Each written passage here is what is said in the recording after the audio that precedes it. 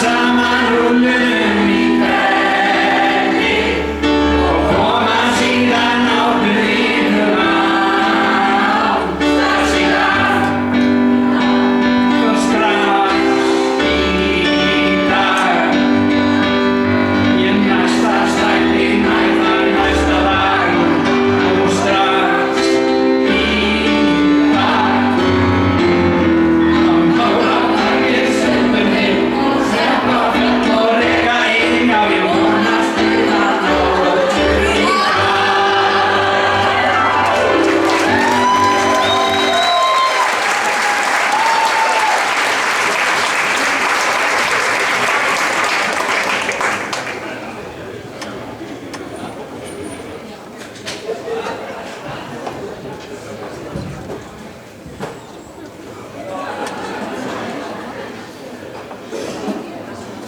Í Helgafelli gerast hlutirnir yfirleitt ekki alveg eins hratt en gerast þó stundum.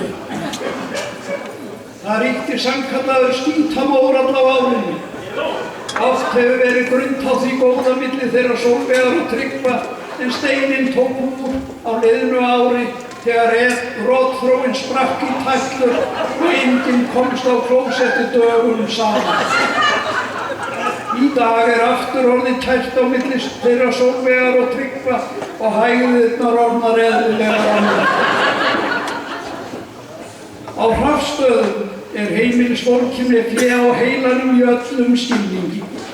Þegar gaf á bátinn í sauðfjárbúskapnum síðasta vor varð Maggi að herða sig enn frekar í verktökunni til að endar næðu saman og Berglind hressist.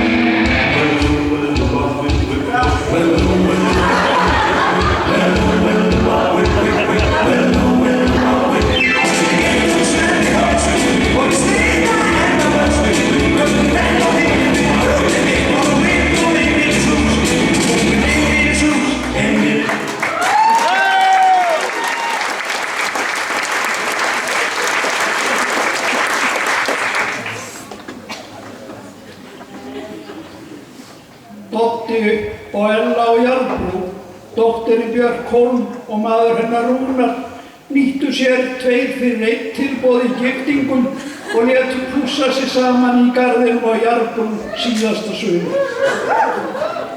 Hveitibrauðsdagarnir voru teknir með trompi strax frá fyrstu mínútu. Það var engin svefnfriður kringum Jarðbrú þá nóttina og í rauða bíti morguninn eftir var enn heitt í kolunum. Doddi var eðlilega orðinn kósveittur og rjóður þar sem hann reyndi að gleðja Ellu sína og þóknast henni. Ekki voru það þó svefnherbergisæfingar sem héldu vöku fyrir nágrönnum eins og búast hefði mátt við. Heldur djöflaðist Doddi við ýmiss konar landbúnaðarstörf sem allt í einu bráðlá á að sinna. Hann sló, rakaði og sneri, keyrði ótal ferðir með hestakerru upp og niður heimreiðina og hreyfði raunar öll þau tæki sem hægt var að gangsetja með eins miklum hávaða og hægt var. Þannig þyrfti enginn í nágrenninu að velkjast í vafa að Ella hafi sagt já.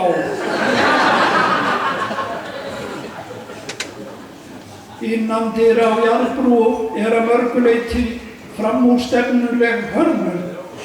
Til að mynda uppþvottavélin höfð beint fyrir framan dyrnar inn í búrið. Einhverju sinni varð Ellu það á að bakka út úr búrinu og þá vildi ekki betur til en svo að hún endaði inn í uppþvottavélinu sem jú akkúrat jafn stór og hún. Alli og Hildigunnur á Hánestöðum festust ekki inn í uppþvottavél, heldur heitli bílaþvottastöð. Sátu þau föst þar inni með Árna Sigga og Hönnu á Hofi, aðstæður sem varla hægt að óska nokkur manni að landa í. Alli sendi Hildigunni út úr bílnum til að hún gæti þá að minnstakosti fengið það þvegið og bíllinn fengið þá þvegið. Einhvern veginn tókst Hildigunni að festa sig utan við þvottastöðina þannig að allt satt nú fast bæði innandyra og utan. Eftir að hafa þurft að taka sér umferðarstjórn og láta á annan tug bíla bakka frá dyrunum þar sem keyrt inn, náði Hildigunnur að losa Alla, Árna og Hönnu úr prísundinni. Síðan þá hafa þau Alli og Hildigunnur keyrt á skítugum bíl. Kalli og Erla og Hóli giftu sig í leyni og héldu upp á það með því að leigja verktaka með stóran bor. Kalli hefur trúað því frá unga aldri að í bæjarhólnum leynist mikil verðmæti. Í sínu árlega viðtali við fréttamann Ríkissjónvarpsins greindi hann frá því hversu margar rúllur hann hefði rúllað en í þeim parti viðtalsins sem ekki var sýndur í sjónvarpinu greindi hann frá því að hann hefði látið bora mörg hundruð metra djúpa holu heima á hlaði til að sjá hvort ekki kæmi upp úr holunni þar sem hann vantaði mest í lífinu.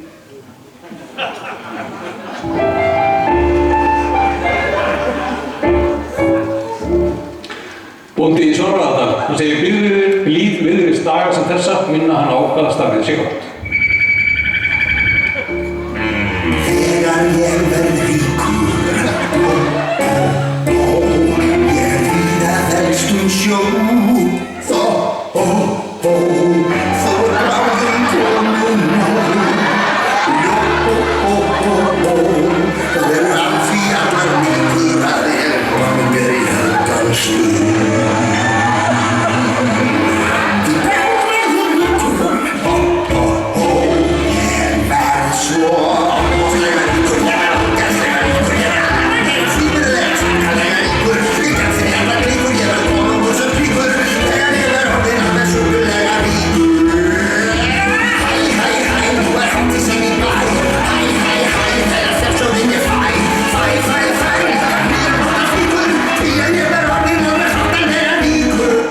Skildi maður loksins sjálfa sig af hverju maður væri bóndi.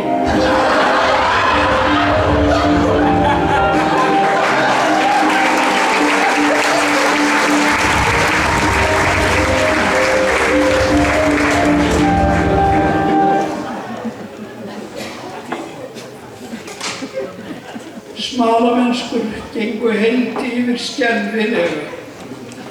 Enn einu sinni óðu menn reykinn og þokuna í fyrrigöngum í Svarfaðardal og enginn sá málaðan hund. Þar af leiðandi var þyrluflugi gánamanna að mestu sjálfhætt enn og aftur. Á rafstöðum fóru göngurnar í hundana. Berglind sá rautt þegar hún sá ókunnugan og ómálaðan hund í göngunum sem kunni ekkert annað en að gjamma út í loftið og splundra reksturinn í trekk. Réttlát reiði Berglindar bitnaði á eiganda hundsins þar sem að honum voru lesnar lífsreglurnar á kjarnyrtri íslensku. Sá menn hafa sett upp hundshaus í kjölfarið. Því fór sem fór. Í seinni göngum sáu sumir of mikið en aðrir sáu rautt. Jón Haraldur hefur hingað til sem órautt en kynbætur með ARR-geni hafa þynnt móræðalitinn á hreiðarstöður út þannig að nú ekkert sjálfgefið lengur í þeim efnum. ARR-geninu virðist líka fylgja aukinn skaphofsi hjá mönnum og kindum. Þrátt fyrir óbreytt fyrirkomulag í áratugi vildi Jón Haraldur skyndilega breyta út af vananum og fara fyrr niður, en þá rauk hann á hóli upp. Þar hitti skrattinn ömmu sína. Að vísu hitti skrattinn aldrei ömmu sína, þar sem norðan og sunnanmenn mættust ekki í rauninni. Aðeins í rökræðum og fúkyrðum gegnum talstöðvarnar. Því fór sem fór. Á Austurkjálkanum leikur yfirleitt allt í lyndi þegar kemur að göngum og réttum, en nú bar svo við að Sóla frá Brautarhóli var bókstaflega með hund í göngunum. Hundinu var uppsigað við Sólu og Sólu var uppsigað við hundin sem hafði mun meiri áhuga á að elta eigið skott heldur en kindurinn. Því fór sem fór. En það bar til göngurnar að boð kom frá Árnasigga að skrásetja skyldi allt fé sem komið var í hofsréttinu. Fóru þá allir til að draga í sundur hver í sinn dilg. Þá fór og gælukindin Lúða frá Hofsá inn í almenninginn ásamt lömbum sínum tveimur sem voru þungir. Lúða og lömbin tvö settu réttarstörf í hofsréttin í algjört uppnám, en þar menn reyndar yfirleitt í miklu uppnámi fyrir. Við réttarstörf þekkti engin Lúðu, en gánamönnum til varnar sést ekki til Lúðu á hverjum degi, allra síst í göngum og réttum. Annað lambið var númerslaust og þekktist ekki. Hitt rataði heim í Hofsá, en Lúða villtist í Brautarhóli. En í sömu rétt voru þá 3 vitringar frá Austurkjálka fjær, Gunnsteinn, Batti og Jón Hær, og gættu þeir hjarðarinnar. Jón Hær hafði þurft að hendast til Dalvíkur, en á leiðinni sá hann út undan sér að mikið uppþot var í hofsréttinu og fór hann því frekar þangað. Enginn vitringana sá, né nokkur annar þekkti mark númerslausa lambsins. En þá stóð Ása og Hofsá skyndilega hjá þeim og dýrð hennar ljómaði í kringum þá. Þeir urðu mjög hræddir, en Ása sagði við þá: verið óhræddir, því sjá, ég boða yður mikinn fögnuð, númerslausa lambið með mínu marki og hafi það til marks. Ég ætla með lambið heim og gefa því heim í nötu.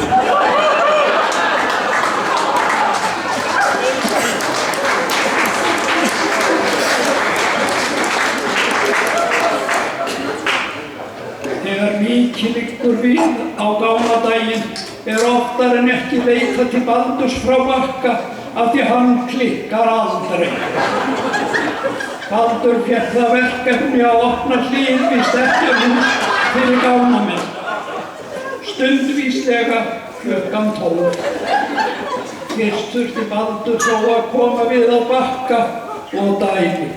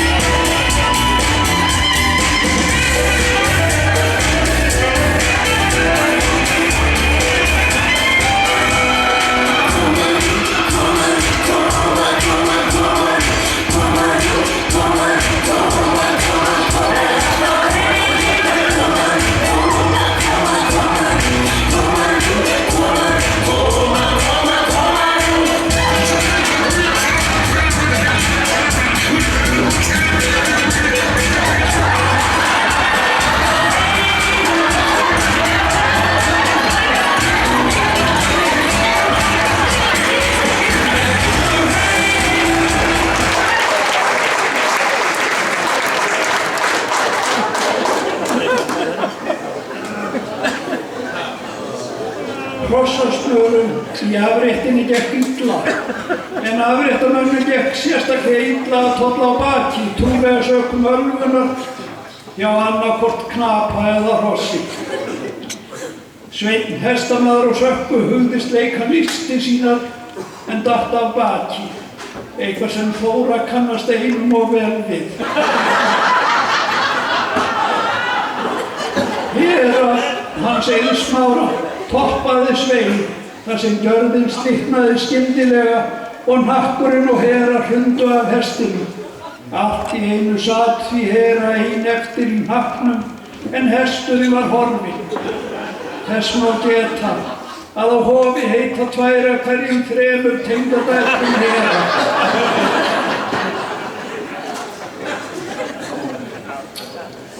Á Hnjúki býr hæglátt fólk sem ekkert frægt fyrir mikið, jafnaðargeð og langheimt.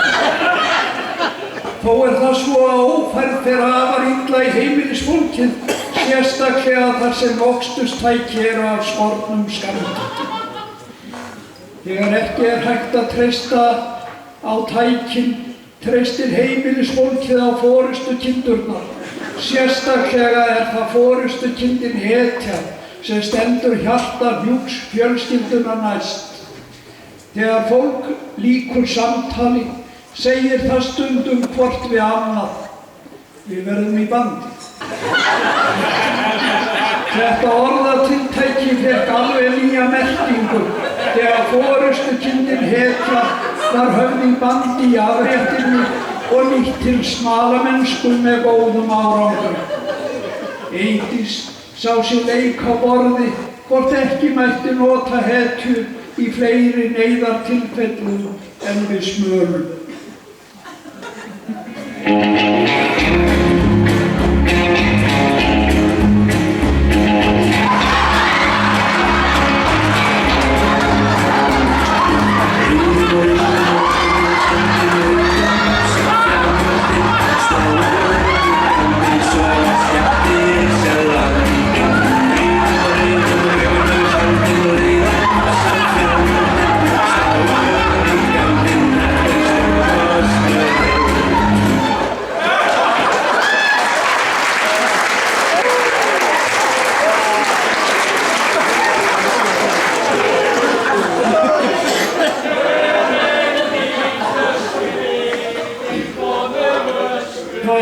Einn daginn á ófrýnilegur greddupungur slapp frá urðum, stefndi á samkomuhúsið Höfða, óð loks yfir ána og stefndi á búferð.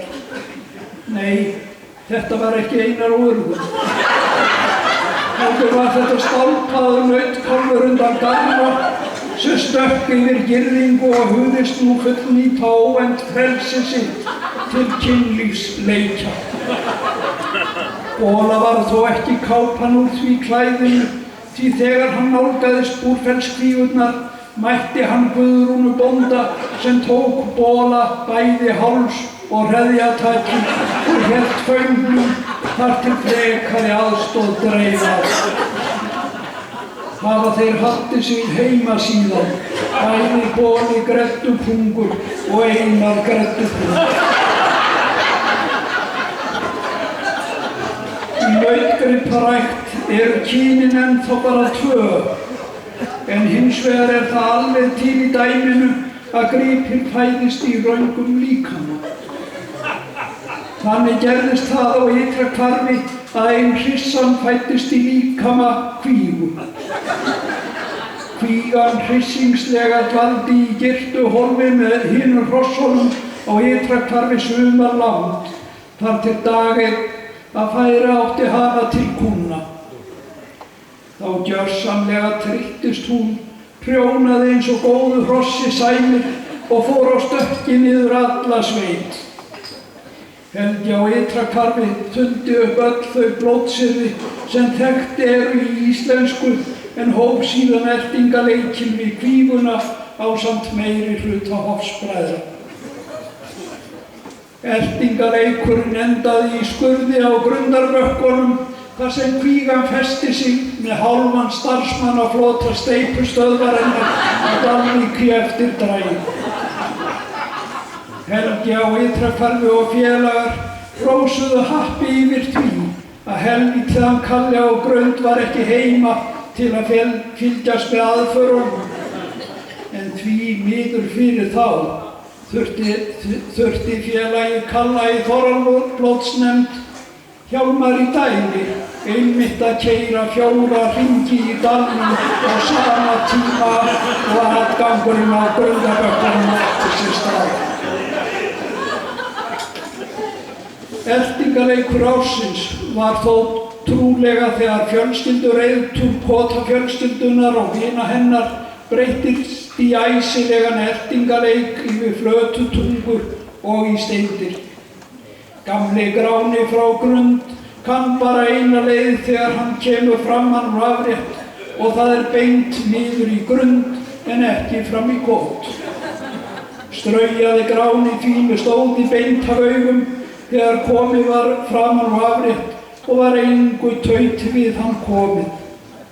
Helgi og Þórhildur á Ytrahvarfi freistuðu þess að komast fyrir hrossinn á gamla íþróttavellinum á Flötutungum en þrátt fyrir að hafa keyrt þangað á 130 km hraða mistókst það. Rallyökumaðurinn Guðrún í Kotið á lítið breyttum landkrúser bætti því betur, tók stefnuna á Steindir til að komast fyrir hrossinn og setti nýtt hraðamet á ónýtum vegslóða sem liggur Tungurnar. Ekki vitað úr hverjum rauk mest eftir atganginn, ónýta vegslóðan, lítið breytta landkrúsernum eða alla.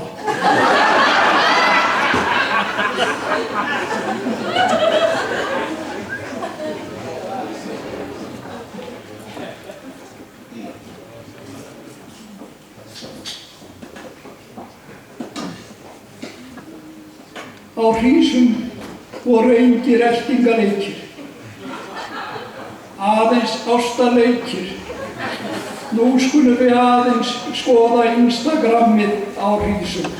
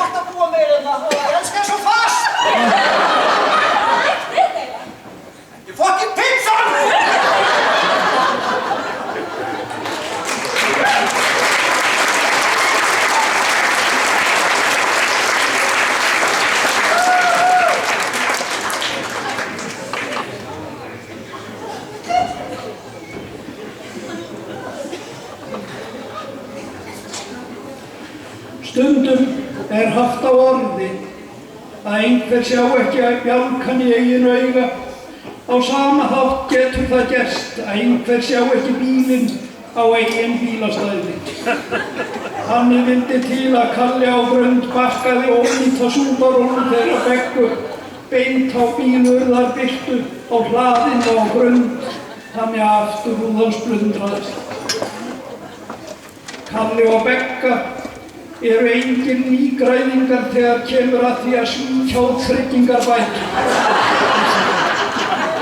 En skemmst að minnast þess þegar gamla ónýta heimilisbílnum var alveg óvart keyrt út í skurð við Hæringsstaði árið, þannig að hægt væri að ná út bótum fyrir glænýjum pallbíl.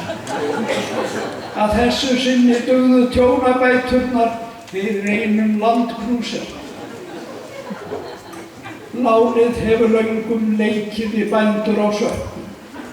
Þar hafa heimtur verið með allra besta móti og allt slétt og fellt, að minnsta kosti á yfirborðinu. Það olli því nokkrum vonbrigðum þegar nýtilkominn ARR kynbótahrútur skilaði sér ekki af fjalli í fyrra haust.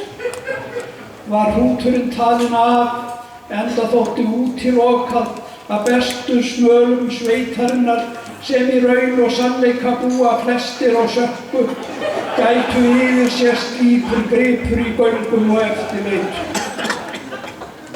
Heimilisfólkinu á Sökku 1, 2 og 3 brá eðlilega í brún þegar sá stórvæntur hrúsa síðasta vor ofan fjallsgirðingar, þar sem hann hafði þá tekið að sér að kynbæta hluta bústofnsins á Hálsi. Arnfríður á Hálsi gladdist kynbótunum en Sökkumönnum þótti málið neyðarlegt og var því reynt að þakka það niður. Því miður fyrir Sökkumenn þorrablótsnefnd ársins eins og refurinn í ævintýrinu Rauðhettu með stór augu og stór eyru. Þar af leiðandi reyndist vonlaust að halda þessu leyndu.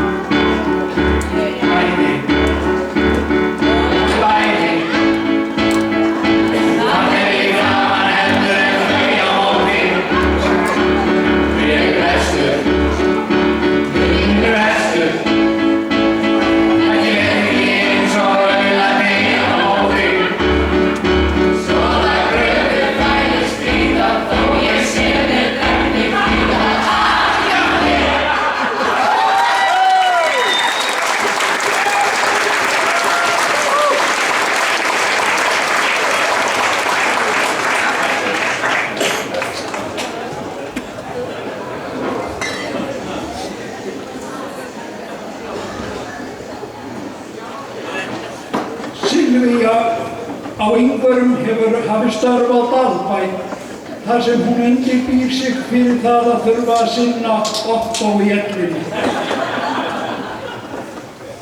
Því var slegið upp í fréttum að þau Silvía og Ottó hefðu fyrir sína alkunnu góðmennsku gefið Dalbæ nýja þvottavél.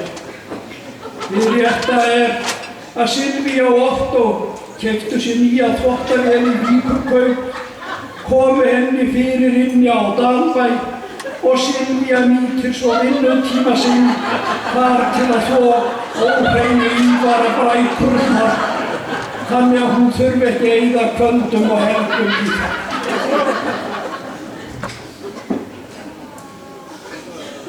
Úr því sem komið það talin borin von að kvikni á perunni hjá Dommu í Klaufarsbrekknakoti. Þar af leiðandi hefur hún alfarið snúið sér að kertunum. Domma hélt áfram að koma upp kertaverksmiðju í gamla mjólkurhúsinu og þá byrjað að leggja parkett í gamla fjósinu. Fyrir næsta blót ætlar hún að vera búin að flísaleggja kálfastíuna og teppaleggja hænsnakofa. Veturnir í koti eru oft harðir og snjóþungir sem reynir bæði á menn og skepnur. Síðasta vetur gerði mikla norðanhríð í með skafrenningi, þannig að Atli og Guðrún sáu þann kostvænstan að heyra í Kjartan í allsherja verktaka að kveldi og panta mokstur á morguninn eftir til að heimilisfólki kæmustu örugglega til vinnu og skóla. Kjartani þótti það nú sjálfsagt mál, enda gerir hann nánast allt fyrir peninga. Renndi hann því fram í kot snemma morguninn eftir, keyrði 3 hringi kringum íbúðarhúsið með pústhljóðum og djöfulgangi og verkaði burt þann mikla snjó sem komið hann nóttina. Hann varð ekki var við nokkra hreyfingu þar innandyra. Eina lífsmarkið sem hann sá var móða á hjónaherbergisglugganum. Þegar Kjartan hafði fínmokað og var kominn aftur til Dalvíkur, hringdi Atli bóndi í hann endurnærður eftir góðan nætursvefn og tjáði honum að fyrrabragði að engin þörf væri á að hann kæmi fram í kot til að loka snjó. Þar í kring væri ótrúlegt en satt, nánast engin snjó. Jólin ekki óvanalegt að sjá jólasveina á vappi byggð og ból. Það hefði því ekki þurft að koma Árna Sigga á Hofi og Hjálmari á Steindyrum á óvart að sjá ljósagangi í fjallinu ofan við Steindyr nýliðin jól. Guðrún og Þvera kippti sér ekkert upp í ljósagangin enda alvön jólasveinu. Ég sé ljósið, ég sé ljósið, ég sé ljósið, ég sé ljósið. Það eru fjölskyldur svo sterkar sem við líka. Ískáður grænt stjórnar öllu sjóðin kall. Þjóðurðir kall, styrun og smá. Grína því sem kom mér án í stórið sem þú á. Lögma við þeirra, lögma við þeirra.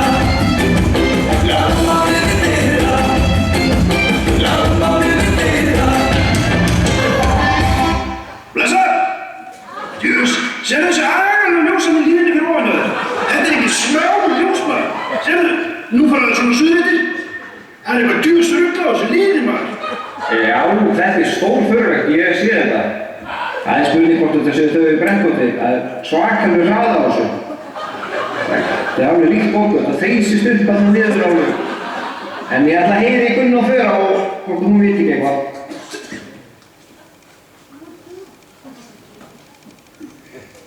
Nei, ég veit ekki hvað þetta getur verið. En, veitu, ég kalla Eirík. Kannski veit hann hvað þetta er. Eiríkur!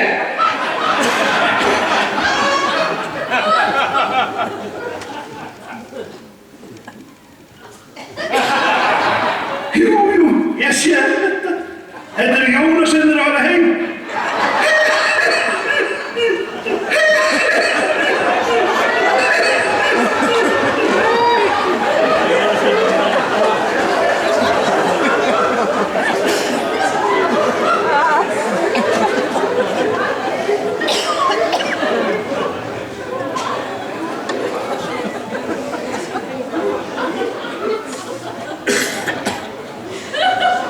Á Tjörn voru 9 af hverjum 10 kindum geldar. Í upphafi sauðburðar voru gripirnir í fjárhúsunni 10 en í lok sauðburðar voru þeir 11 að meðtöldu fósturlambi úr Laugasteinsfjörðinum. Sem betur fer skilaði meiri hluti fjárstofnsins sér heim í göngunum síðasta haust nema kindin Norðurslóð sem enginn kippti sér upp við það enda kemur Norðurslóð yfirleitt frekar seinast. Undir lok árs var tilkynnt að næsta törn af Norðurslóðar kæmi enn seinna, líklega ekki fyrir næstu jól. Ástæðurnar eru helst of mikill kostnaður, of lítill tími og þá var það mikið högg fyrir þau Jón Bjarka og Björk þegar Gunnhildur og Steingerður sagði upp sem prófarkalesari, ristlahöfundur og rannsóknarblaðamaður.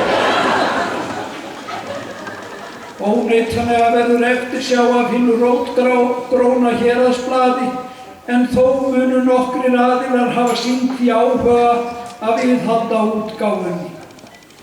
Þeir sem helst hafa sýnt því áhuga eru bræðurnir Árni, Siggi og Hjörtur frá Bakka.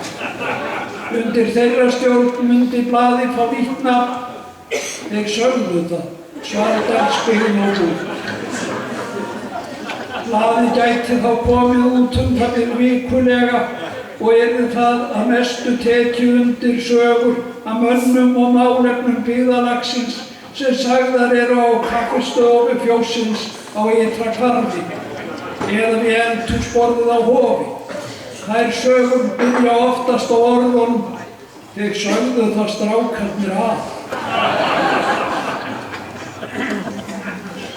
Á Uppsölum hefur líka verið lögð á það mikil áhersla að rækta upp geldfé. Fósturvísatalning breyttist í fósturvísistalning, þar sem aðeins einn fósturvísir fannst í öllum fjárhúsum. Þór og Stella fóru fram á endurtalningu eins og tíðkast að gera þegar fólki fellur ekki niðurstaða. Með sónunatækinu í Brekku fundust fleiri fósturvísarar en áður og var útkoman að endingu sú að margfalt fleiri lömb fæddust á Uppsölum en Tjörn.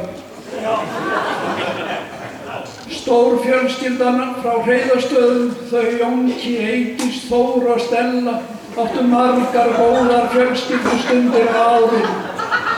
Þau fóru í útreiðatúra, létu skýra og stóðu einnig saman að heimaslátur.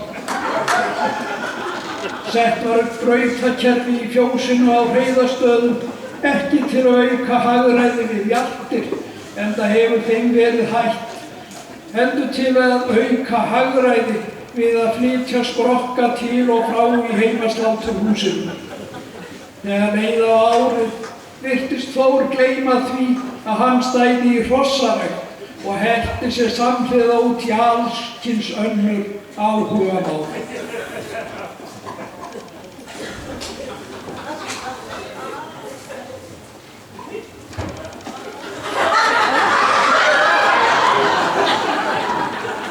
Stella, hvað þræfir og settir eða? Vantar hann?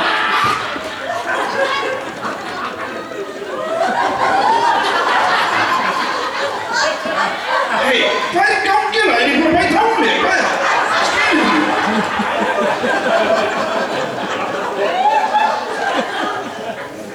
Stella, hvað getur topprættibuffið verið eða?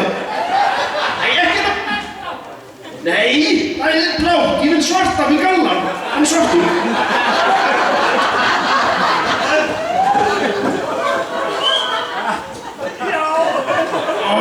Ég verð að vera bátt tíma í klippingu.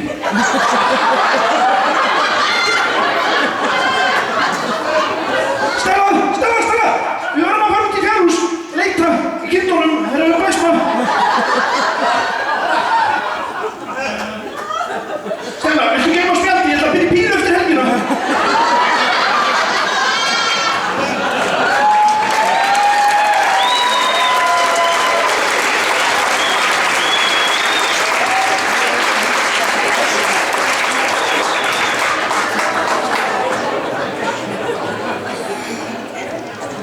Ágætu gestir, núverandi Þorrablótsnefnd hóf fundarhöld í maí síðastliðnum og hefur verið að funda nánast stanslaust síðan.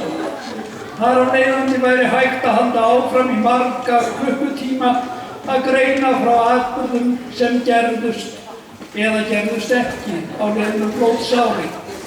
En einhvers staðar